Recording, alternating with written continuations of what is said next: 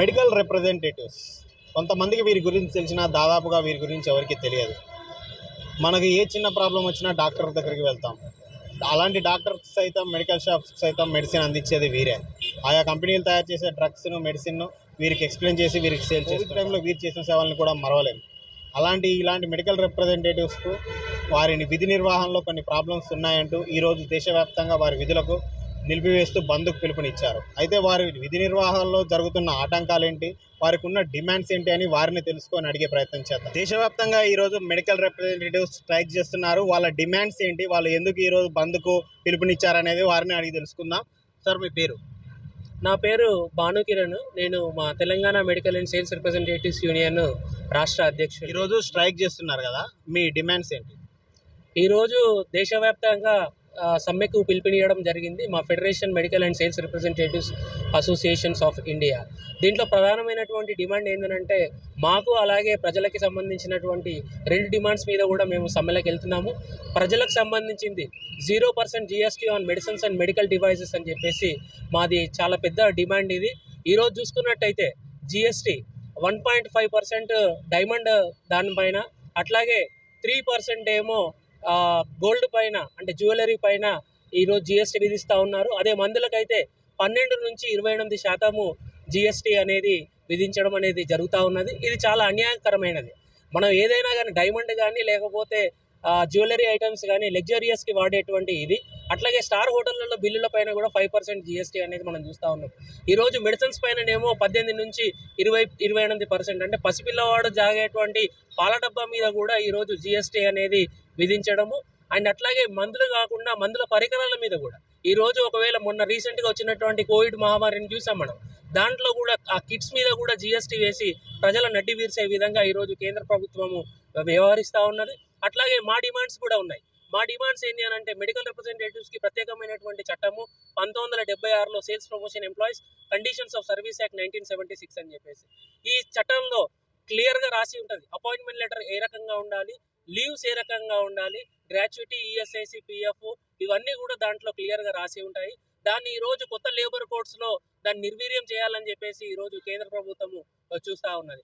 అట్లాగే మెడికల్ రిప్రజెంటేటివ్స్కి పని పద్ధతులు ఏవైతే ఉన్నాయో అవి ఒక్కొక్క కంపెనీలో ఒక్కొక్కలాగా ఉన్నాయి. దాన్ని అన్నింటినీ కూడా చట్టబద్ధంగా చేయాలి అని చెప్పేసి ఈరోజు మేము డిమాండ్ చేయడం అనేది జరుగుతూ ఉన్నది. రీసెంట్గా ఇంకోటి, మీకు GPS కూడా ఉంటాయి కదా కొన్ని కంపెనీల్లో, చాలా మంది రిప్రజెంటేటివ్స్ దానివల్ల ఇబ్బంది పడతారు. అది దీని గురించి ఎలాంటి డిమాండ్ ఉంది? ఈరోజు GPS అనేది ఒక మెడికల్ రిప్రజెంటేటివ్స్కి బాగా ఇబ్బందికరం అయిపోయింది. మనం ఏంటంటే మెడికల్ రిప్రజెంటేటివ్స్ యూనియన్గా మేమేమి దేనికి వ్యతిరేకం కాదు, సాంకేతికంగా చెందడానికి మేమేం వ్యతిరేకం కాదు. కానీ దాన్ని అడ్డు పెట్టుకొని మీరు మొత్తం కూడా ఒక నిఘా అనేది దానిపైన పెట్టేసి రివ్యూ మీటింగ్స్లో దాని మీద హరాస్ చేయడం మెడికల్ రిప్రజెంటేటివ్స్ని అనేది చూస్తూ ఉన్నాము. మనస్తాపానికి గురై చాలామంది ఆత్మహత్యలకు కూడా మెడికల్ రిప్రజెంటేటివ్స్ గురి కావడం అనేది చాలా సిగ్గుచేటు ఈ రోజు ఉన్నటువంటి ప్రభుత్వానికి అనేది మనం అర్థం చేసుకోవాలి. రాష్ట్ర ప్రభుత్వం నుండి ఎలాంటి డిమాండ్స్ చేస్తారు మీరు? రాష్ట్ర ప్రభుత్వం 2014లో ఏర్పడినటువంటి తెలంగాణ మొన్నటి వరకు BRS ప్రభుత్వం అంటే TRS ప్రభుత్వము మొన్నటి వరకు పాలనలో ఉంది. రీసెంట్గానే కాంగ్రెస్ ప్రభుత్వం వచ్చింది.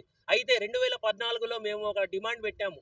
మెడికల్ అండ్ సేల్స్ రిప్రజెంటేటివ్స్కి అంటే సేల్స్ ప్రమోషన్ ఎంప్లాయీస్కి ప్రత్యేకమైనటువంటి మినిమం వేజ్ ఉండాలి అని చెప్పేసి. ప్రిలిమినరీ నోటిఫికేషన్ వచ్చినా కానీ జీవో అనేది నోసుకోలేదు. మినిమం వేజెస్ కనీసం అంటే డాక్టర్ ఆటరాయిడ్ ప్రకారము, సైంటిస్టుల లెక్క ప్రకారము క్యాలరీస్ ఇవన్నీ చూసుకుంటే మినిమం 36,000 రూపాయలు కనీస వేతనం ఉండాలి. దీన్ని ఆల్రెడీ హైకోర్టులో కూడా మేము పిల్లు వేయడం అనేది జరిగింది. దీని మీద ఖచ్చితంగా ఈ కాంగ్రెస్ ప్రభుత్వము ఈ దృష్టి సారించి మినిమం వేజెస్ మెడికల్ రిప్రజెంటేటివ్స్కి అందజేస్తుందని చెప్పేసి ఆశతోటి మేము ఉన్నామండి. మీ పేరు? నా పేరు సోమాప్రసాద్ అండి.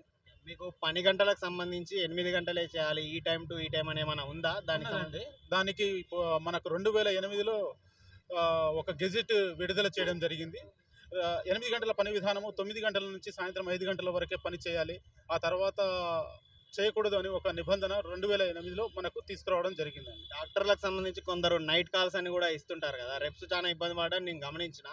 దీనికి సంబంధించి ఎలాంటి సొల్యూషన్ ఉంటుంది మీకు? సొల్యూషన్ నైట్ కాల్స్ చేయడం అనేది, ఇప్పుడు మనం ఒక పనికి పోతున్నాము, ఆ పని చేసి మనకు 10 గంటలు విధించినప్పుడు దాని ప్రకారమే పని చేయాలి, కానీ దానికి వ్యతిరేకంగా పనిచేస్తున్నట్లయితే దానికి ఏమైనా అయితే ఏ మేనేజ్మెంట్ కూడా ఎలాంటి సంఘటనలతో ముందుకు రాదు. సో దానివల్ల మనం పని చేయొద్దని చెప్పేసి మన కార్మికులకు చెప్తూ ఉంటాము. కానీ వాళ్ళ మేనేజర్ల మేనేజర్ల ఒత్తిడి వల్ల చేస్తూ ఉంటారు. మొత్తం ఓవరాల్గా మీ డిమాండ్స్ ఏమంటున్నారు? కొత్తగా ఏర్పడిన రాష్ట్ర ప్రభుత్వం నుంచి ఏం కోరుకుంటున్నారు? కొత్తగా వచ్చిన రాష్ట్ర ప్రభుత్వం నుంచి మేము కోరుకునేది ఒకటే, మాకు కనీస వేతనం అనేది గవర్నమెంట్ గవర్నమెంట్ తీసుకోవాల్సిన నిర్ణయం ప్రకారము 26,000 నుంచి 36,000 వరకు పెంచాలని చెప్పి కోరుకుంటున్నాము, మినిమం వేతనం. ఈరోజు ఏంటంటే సెంట్రల్ గవర్నమెంట్ రీసెంట్గా ఒక నోటిఫికేషన్ ఇవ్వడం అనేది జరిగింది. Medical representatives are not allowed in central government hospitals అని చెప్పేసి.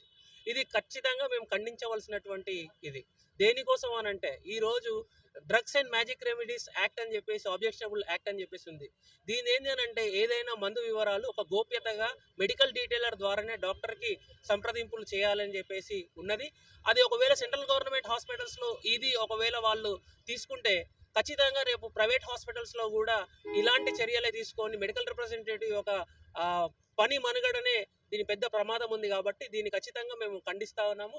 ఇది వెంబడినే కేంద్ర ప్రభుత్వం దీన్ని విత్డ్రా చేస్తుంది. మొత్తంగా వీరు చెప్తున్న మాట అయితే వీరికి 10 గంటలకు సంబంధించి మేనేజర్ల నుంచి ఒత్తిడి, మరొకటి జీపీఎస్కి సంబంధించి పలు రకాలైన విధాల సమస్యలు మాకు ఉన్నాయి. వీటన్నిటిని కేంద్ర ప్రభుత్వం మరియు రాష్ట్ర ప్రభుత్వం తక్షణమే వీటిని పరిష్కరించాలని డిమాండ్ చేస్తున్నట్టుగా తెలియజేస్తున్నారు.